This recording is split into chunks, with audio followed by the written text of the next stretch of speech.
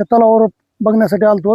पण आता सध्या एप्रिल संपत आलाय, मे महिना बाकी आहे आणि जूनमध्ये कधी पाऊस पडेल सांगता येत नाही. आणि गावाभोवतालच्या विहिरी असतील, बोर असतील, म्हणजे जे काही जनावरांना माणसांना पाण्याचा जो काही पुरवठा आहे ते आता सध्या बहुतेक गावाभोवतालचा संपत आलेला आहे आणि संपल्यातच जमा आहे. त्याच्यामुळे हिथं जे अवैध पाणी उपसा आहे ह्या तलावावर आपण आता लक्षात आलं बघितल्यावर तर अवैध शेतीसाठी उपसा चालू आहे, तो तात्काळ बंद करून पाणी आरक्षित करावा.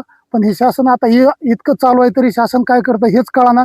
पुढे भविष्यात पाण्याची टंचाई जर आली तर त्याला जबाबदार कोण राहील? काय ना तुमचं? दादासाहेब खिल्लारे, पोखरी. एकूण 16 मध्यम प्रकल्प आणि 126 लघु प्रकल्प आहेत आणि सध्या उन्हामुळं बाष्पीभवनाचा वेग दुपटीनं वाढतोय. त्यामुळे शेत विहिरी असतील, विंधन विहिरी असतील, त्या ठिकाणचा पाणीसाठा कमी होत चालला आहे. आणि तलाव जे आहे त्या ठिकाणी नियमाप्रमाणे जर पाहिलं तर 67% पाणी जलसिंचनासाठी आणि 33% पाणी मानवीसाठी असेल, जनावरांसाठी असेल, वन्यजीवांसाठी राखीव ठेवणे बंधनकारक आहे. काही दिवसापूर्वी जिल्हाधिकारी यांनी विवेक जॉन्सन आदेश काढले की संबंधित प्रकरणामध्ये अवैध उपसा जो असेल त्या ठिकाणी कठोर कारवाई करण्यात यावी.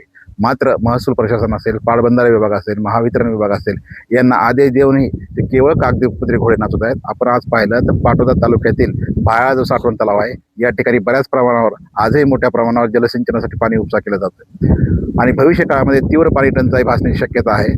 अल निनोचा सुद्धा प्रभाव आहे. त्यामुळं आमची जिल्हा प्रशासनाला अशी मागणी आहे की संबंधित प्रकरणामध्ये जे अवैधरित्या पाणीसाठा उपसा करत आहेत त्यांच्यावर कारवाई करण्यात यावी आणि जे कारवाई करण्यासाठी अधिकारी हलगर्जीपणा करत आहे त्यांच्यावर सुद्धा कारवाई करण्यात यावी अशी आमची मागणी आहे.